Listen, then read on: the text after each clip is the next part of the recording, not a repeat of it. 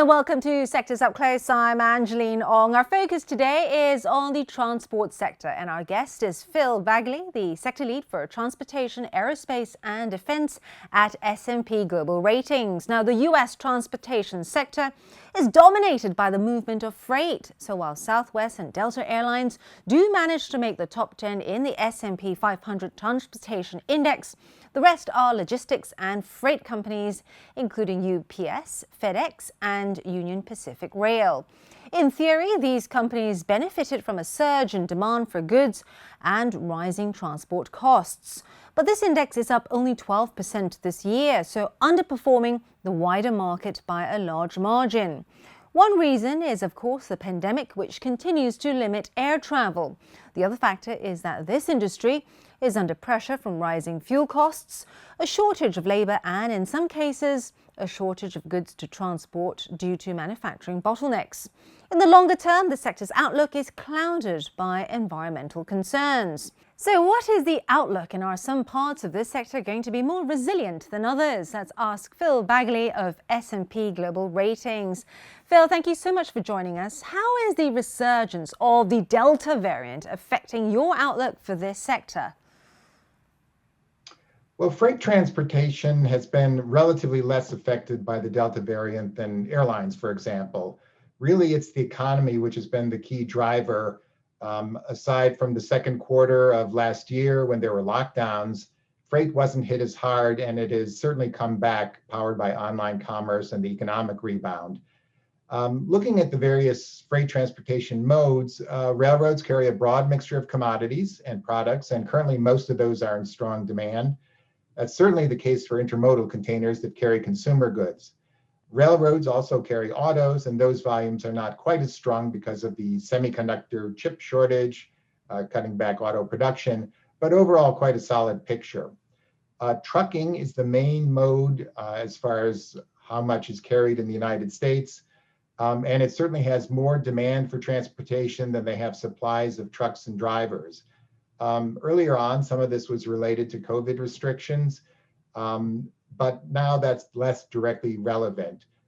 Some of the drivers are staying at home out of health concerns. Some have found better work elsewhere, such as construction, and some have been able to work less because of the federal unemployment aid. Also, there's not enough trucks since the semiconductor shortage affects truck production too. Now, this feeds into the supply chain problems that we've been hearing about. At least to the extent that they're transportation related and not a shortage of chips or something like that. Phil, given all this, is inflation really a risk, given the fact that companies can just raise prices for customers? There are two big cost items for transportation companies, labor and fuel. Labor is the largest single one for most types of transportation. And where it's causing inflationary pressures right now is that driver pay that I talked about, no surprise. Drivers are paid mostly on a per mile basis, and the vast majority are non-union. So it's pretty much a pure supply demand issue right now. Now, trucking companies, they're facing higher costs, but mostly they can pass on the higher costs because there's also an excess of demand for transportation relative to supply. Looking beyond this in the long term, there is a long-term problem of not enough drivers. It's an aging workforce, not the easiest occupation to have. So until you have automation of trucks, that's going to be something to look at.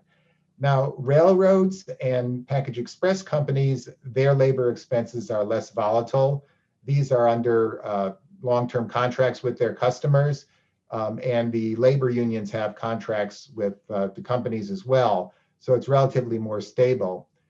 The other cost item is fuel.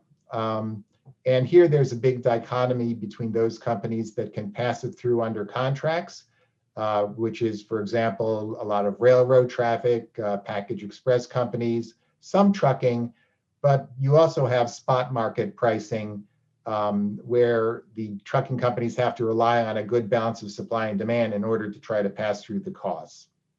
Now, Phil, do environmental concerns hurt the outlook for the sector, given people will always need to travel and need to transport goods? Yeah, environment is a big long-term issue. It's not biting too hard yet, but that's going to change over time. Trucking, for example, they do have some potential technological changes to address this, but the near-term feasibility varies a lot. If you're talking about an electric pickup or delivery van or trucks that drive in a limited area and end up back in the garage to get charged up, those are plausible. For longer haul, it's going to take a lot more places to recharge, better technology on batteries, and so forth. The railroads actually have a better situation. They're more fuel efficient than trucks right now, and that's long been a selling point. It means lower freight rates, which the shippers like.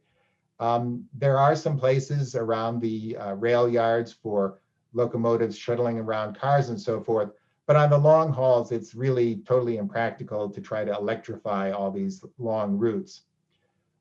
Still, railroads are one of the places where environmental is actually an opportunity as well as a risk. Right, thank you. That was Phil Baggaley, the sector lead for transportation, aerospace and defense at S&P Global Ratings. Before I go, here are some of the top stories in the transportation space. Singapore Airlines and Malaysia Airlines say they are mandating COVID-19 vaccinations for pilots and cabin crew, the latest Asian carriers to do so.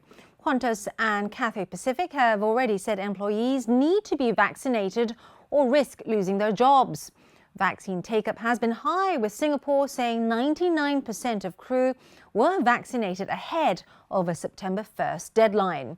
The move to mandate vaccines comes as air travel in the Asia-Pacific region remains down around 95% from pre-pandemic levels because of strict border controls.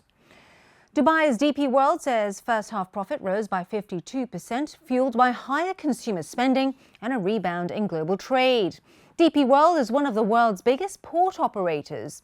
It reported profit of $475 million and said the near-term outlook remains positive, despite the threat posed by the pandemic and geopolitical uncertainty. AP MollerMaersk said it has signed its first contract for green methanol as part of plans by the world's largest shipping company to operate its first carbon-neutral ship in 2023. Around 90% of world trade is transported by sea, accounting for 3% of the world's CO2 emissions. Maersk said it had signed an agreement with Reintegrate of Denmark for 10,000 tons of e-methanol. That is the amount needed to operate a single vessel and compares with the 20 million tons of fossil fuel the entire fleet currently consumes each year. And that's your roundup of the transport sector. I'm Angeline Ong, and this is Reuters.